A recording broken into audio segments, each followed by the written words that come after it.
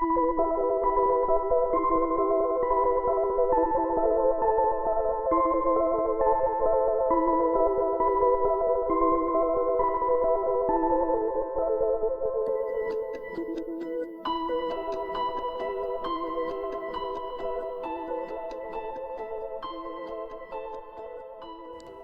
everyone, and welcome back to another video on the Mystober series.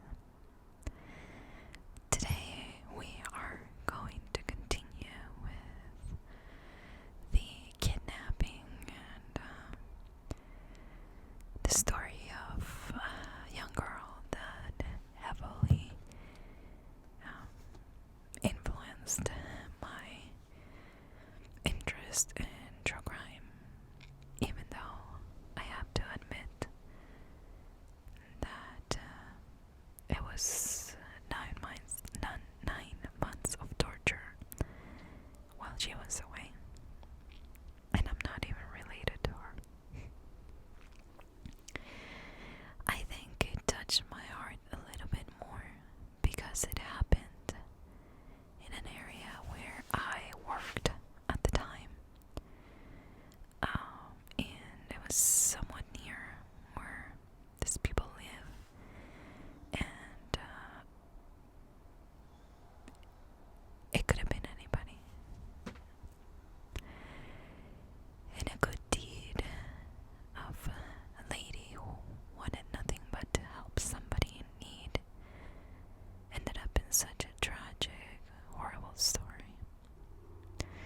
This is another case that I did an in-depth research on it and lost it when I lost my files on the computer.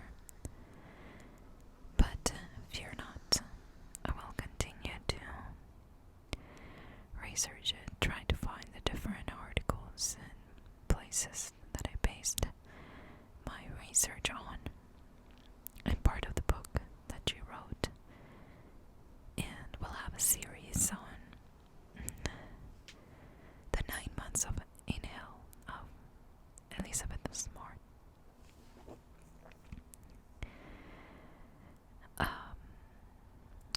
In case you don't know about her, she was kidnapped when she was 14 years old and abused by a self-proclaimed religious prophet and his wife. You have to look at the faces of this self-proclaimed prophet and the wife. I mean,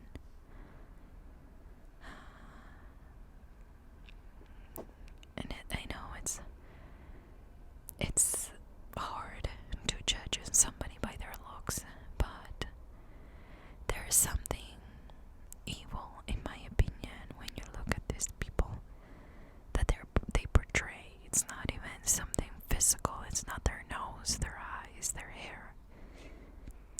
There is something like an energy or something that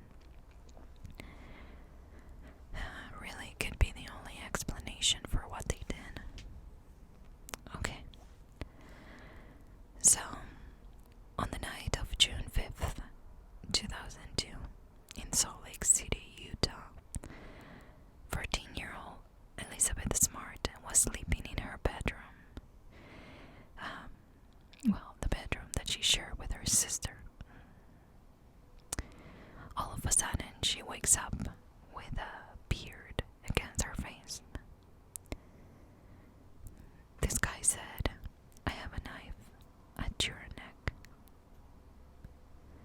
Don't make a sound. Get up and come with me." Paralyzed with fear, you have to remember she's only 14 years old. Paralyzed with fear, Elizabeth complied as her sister, who was 9 years old at the time, Mary Catherine, watched her.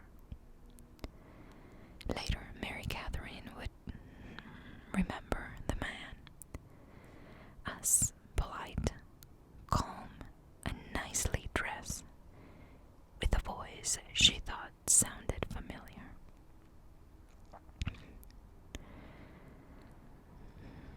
It took the sister a few hours to snap out of it and tell her parents.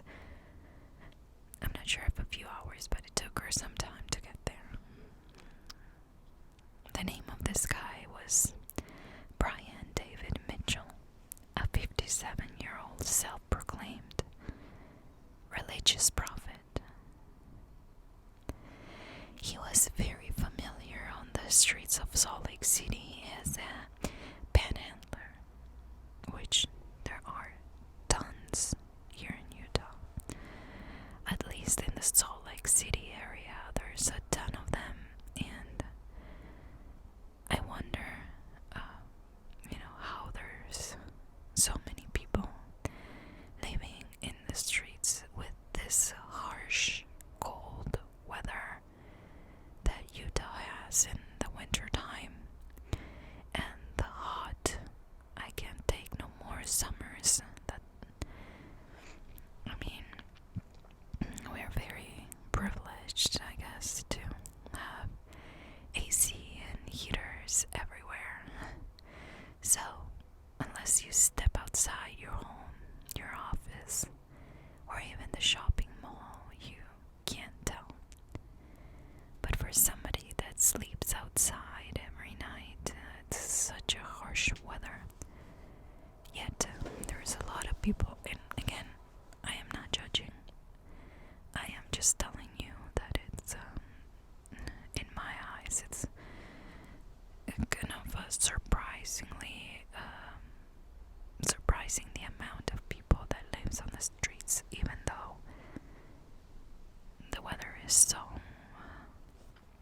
either very, very hot or so cold. And I must add that every winter we can count a few cases of some of them that were sleeping on a sidewalk, and they die there.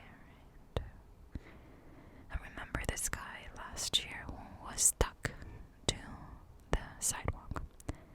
He was frozen to the sidewalk. Anyways, a lot of people want to help, and they either find them something to do, a job, they give them money. Or what I personally do is, if I see somebody that is saying that is hungry, I would go to the nearest fast food place, get them a meal, and give it to them. I know that more and more cities are forbidding people from giving money to these panhandlers that you see around, but and maybe I'm not doing the right thing, but I'm not saying I am.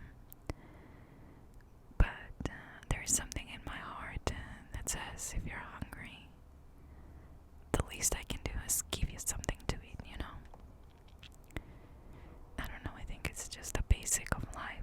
Maybe I can't give you a roof to sleep at night, or maybe I can't do much for you, but at least you won't be hungry. I think it's one of the basics in life. Anyways, just to paint a picture on how it is. Now, this guy, Mitchell, took Elizabeth to a nearby camp on a steep mountainside. There were tarps on the ground, and then right here the tent was set up, she said.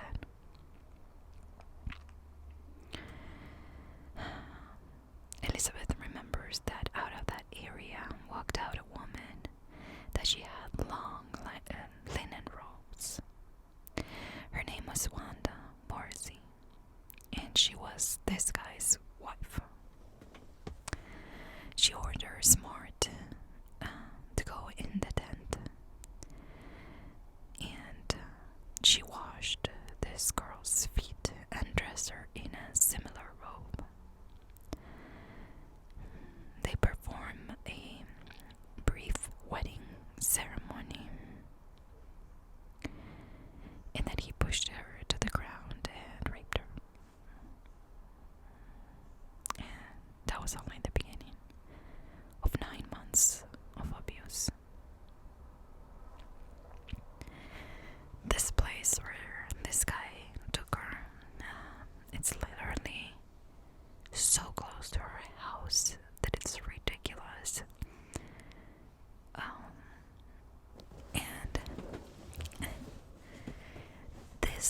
last summer, while we were getting the house ready to put in the market, we started hiking more of the local places. And I have to be honest, there's not many canyons here in the area where you can take your dog. So we explore mostly Mill Creek, and which is the one that allows dogs. I think odd days are off leash, and then the rest they have to be on leash. Can't remember exactly the rules. I usually keep my dogs on a leash regardless, but I discovered trails that would be okay. You would go to this trailhead, and that is in Mill Creek Canyon, and you would end up in a neighborhood. Like, literally between two houses, there's a trail.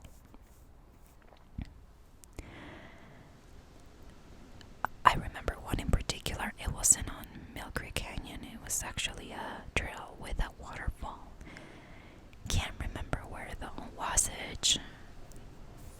The road Wasatch. I don't know, fancy neighborhood with $1 million houses, and I was following the GPS. It was telling me the trailhead is, right here. I'm like, where? And you would have to actually get out of the car and look inside. There's like this, I don't know how to, they're not gates. You could see like a trail that it's coming in between both of the houses. There's a trail. And I thought to myself when I was hiking that trail, well, this would be, the explanation on how this guy could hide this girl so close to her house. And, within a walking distance. And make her feel like she's in the middle of nowhere.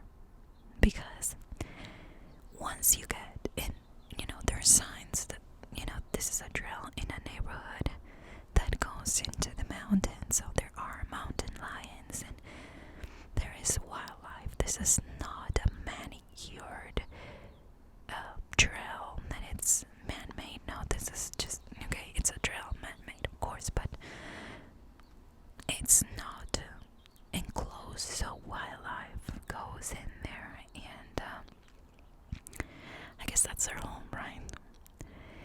But if you get out of the trail, you can see like little paths that people have created to go into the actual mountain wilderness where there's no trail. More than once, I've encountered a tent, and before I would think, well, they're hiking, well, they're doing this and they're doing that, but after a while you start to notice the differences of somebody who's hiking and somebody who's living in that tent or spending a lot of time. And again, because of the homeless population and because of the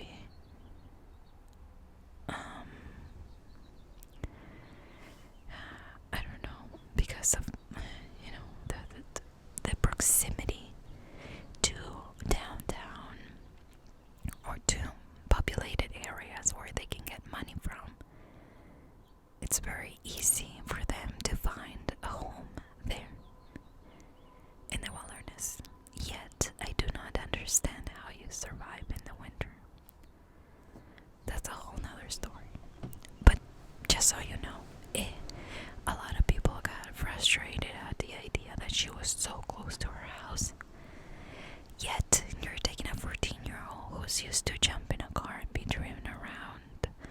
You take her to maybe a trail that she knows, but then all of a sudden, you get out of the trail and voila, you're in the middle of nowhere.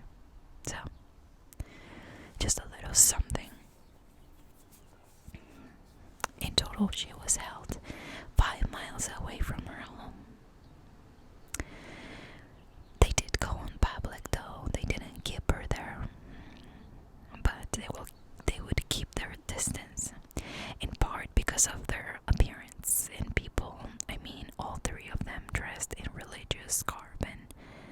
Elizabeth and the woman wore veils, so people would stay away from them too. Not agreeing with that, people that would stay away from it. I know I'll get that comment. I'm just saying that because of their appearance, a lot of people stay away from them. You be the judge of why they do that. Early on in her ordeal, this guy Mitchell told her that he had planned her kidnapping from the moment her mother gave him $5 one day on the street. He saw her with her mother, and he knew that he needed to have her. Well, if that's not creepy, I don't know what it is. During her captivity, Smart was raped multiple times each day. Mitchell often forced her to drink alcohol and starved her.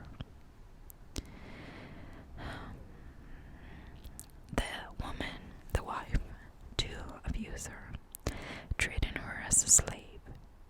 She would have to sweep the tent, sweep the tarts. They would leave the plates outside, and so in the middle of the night they would get mice or rodents, to be running across the plates and leave the poop on the plates. And so then when she would wake up in the morning, the lady would ask her to wash the dishes from the feces.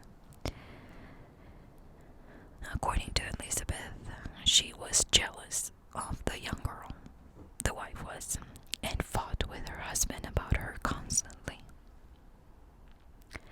But there were a few close calls, okay? The story is really up and down, and it seems like it's gonna end, but it doesn't.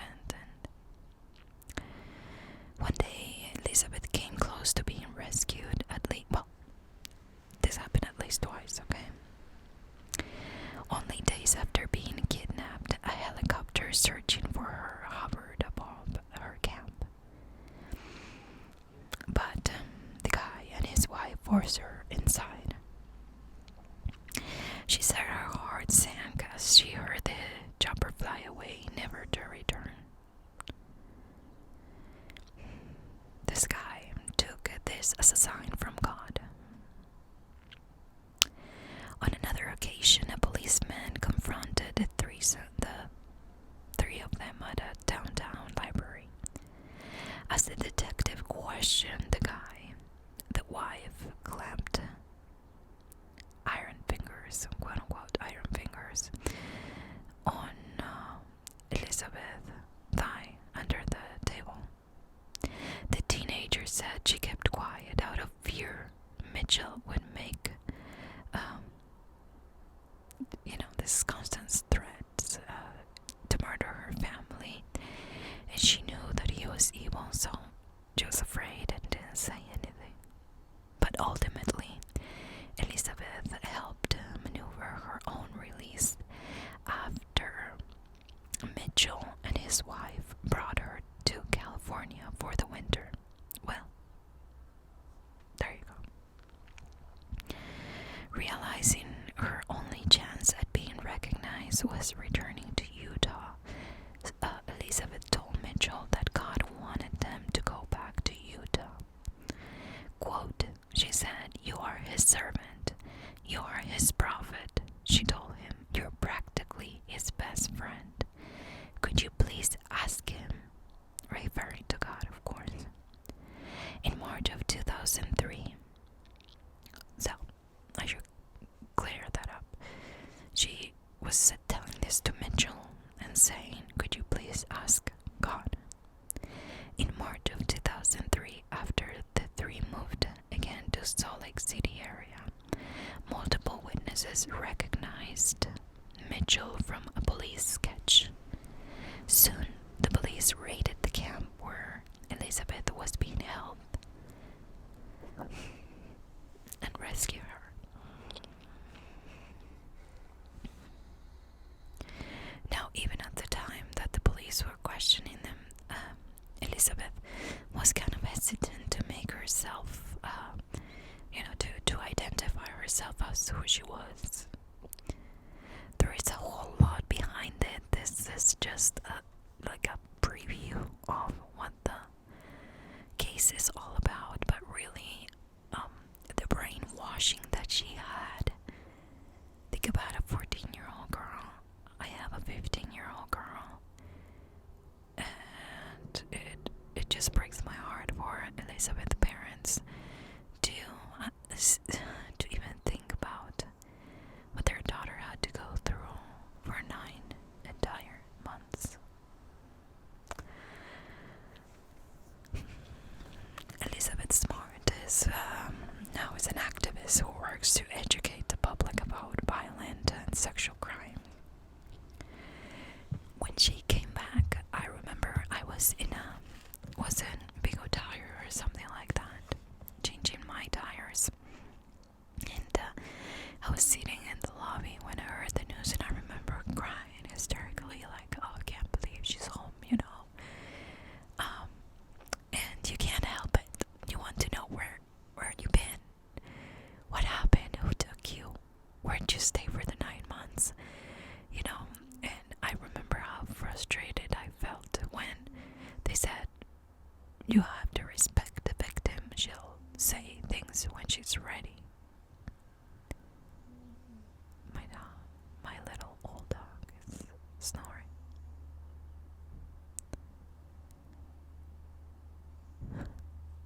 So funny. Anyways, I think I bored her to tears, and now she decided. Can you hear her? Okay. I remember being so frustrated because the police wouldn't tell us, where she's been, and I remember psychologists saying that it took her months to tell her parents and to tell even the psychologists and psychiatrists that were training her to open up on what she lived through those 9 months. She wrote a book that I read, and a lot of the research is also based on her book. But when I look at her right now, I can't help to see that little 14-year-old girl that, and I was what? So that was in 2002, so I was what, 18, 19 years old when this happened. Yeah.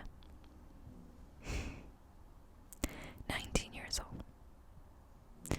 And yet, when I see her, we're not, I'm not way older than she is, but when I see her, it's like I can see that 14-year-old girl in her white dress at church and all the pictures that they shared of her. Such a horrible thing. Now, this guy was part of the church that Elizabeth was part of, the Latter-day Saints, but he was excommunicated in absentia because the same month as Smart was taken, so I don't know. They were even part of that church.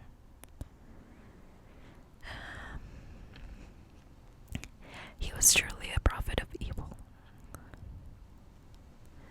One of the big breaks in the Elizabeth Smart case came when Smart's sister, Mary Catherine, suddenly recalled where she'd heard the voice of her sister kidnapper, and she told her mother, I think I know who it is. Emmanuel, she said. Emmanuel was the stranger bearded man her mother had given money to on the street and had hired to do a few hours' work around the house. His real name, Brian David Mitchell, and he claimed to be an angel who was being groomed by God to prepare the world for the second coming of Christ. In reality, he was a manipulative pedophile, rapist, stalker, and kidnapper. But he pretended he was this angel. I mean, if you know an angel that has been twice divorced, and the second time married a civil lady, one divorcee in 1985. When he kidnapped Elizabeth, he planned for her to be the first of 350 wives. Okay. A clinical psychologist who examined this monster Mitchell in 2008 diagnosed him as having paranoid schizophrenia.